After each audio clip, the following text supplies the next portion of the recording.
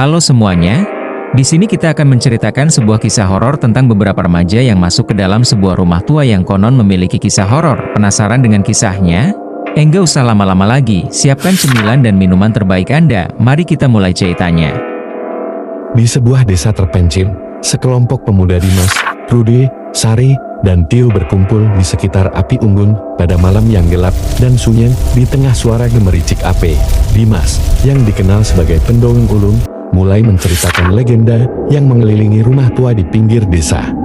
Dia menceritakan kisah Burani, seorang wanita tua yang dikenal baik hati, tetapi ditinggalkan keluarganya dan meninggal sendirian di rumah itu. Setiap malam, orang-orang mengatakan mereka mendengar suara tangisannya, kata Dimas, menatap sahabat-sahabatnya dengan tatapan serius. Sari, yang skeptis, menantang mereka. Kalau begitu, kita harus menghabiskan malam di sana. Sementara Rudy dan Tio setuju dengan antusias, Sari ragu, tetapi akhirnya ikut karena rasa penasaran yang menggebu. Mereka merencanakan untuk membawa senter, camilan, dan peralatan, bertekad membuktikan keberanian mereka di hadapan satu sama lain. Malam itu, angin bertiup kencang, membawa suara gemerisik daun yang membuat bulu kuduk merinding. Di bawah sinar bulan yang samar, mereka berdiri di depan gerbang rumah tua Burani. Rumah tersebut sudah usang, cat temboknya mengelupas, dan jendela-jendelanya terbuka, menimbulkan kesan menyeramkan seolah ada mata tak terlihat yang mengawasi. Kita masuk, yuk, ajak Dimas dengan suara bergetar. Sari menelan ludah. Apa kita yakin mau masuk? Katanya Burani dulu, mati dengan cara yang aneh. Tio, yang biasanya paling pemberani, hanya terdiam. Namun Rudy, yang selalu memimpin dalam setiap petualangan mereka, mengangguk. Kita tidak akan mundur, sekarang atau tidak sama sekali. Dengan langkah hati-hati, mereka memasuki pekarangan rumah. Pintu depan yang lapuk berderit saat dibuka. Bau apek dan debu langsung menyeruak, menyambut mereka dengan aroma yang menusuk hidung.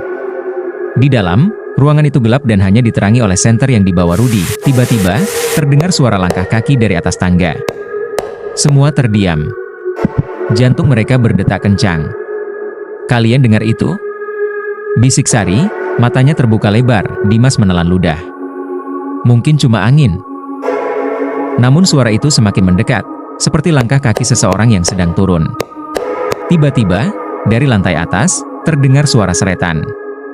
Seolah-olah sesuatu sedang ditarik di lantai kayu. Sari menggenggam lengan Tio erat-erat. Kita harus keluar dari sini sekarang juga. Bisiknya, nyaris tak terdengar karena ketakutannya. Namun sebelum mereka sempat bergerak, tiba-tiba lampu gantung di ruang tamu mulai berayun, meskipun tidak ada angin di dalam rumah itu. Suara seretan itu semakin keras dan jelas. Mereka mulai menyadari bahwa suara itu berasal dari sesuatu yang tidak terlihat, seperti bayangan samar yang berjalan di sekitar mereka.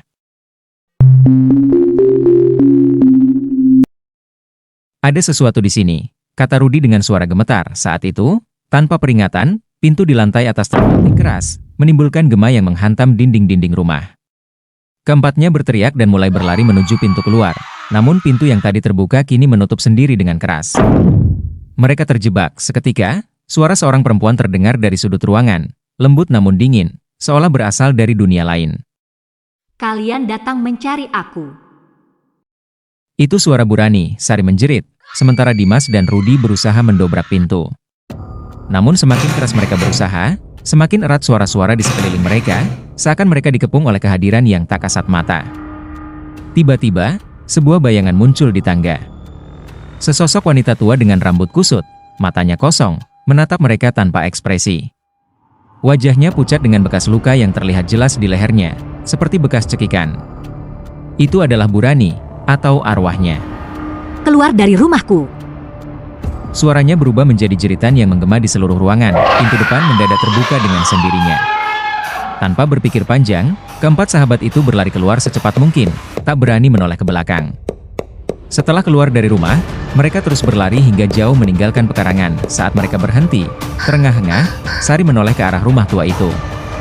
Di jendela lantai atas, samar-samar, terlihat bayangan Burani menatap mereka dengan tajam, seakan memperingatkan bahwa mereka tak boleh kembali lagi. Malam itu, keempatnya bersumpah untuk tidak pernah mendekati rumah tua Burani lagi. Mitos yang selama ini mereka dengar ternyata benar, rumah itu masih dihuni oleh penghuninya, Meskipun tak lagi bernyawa,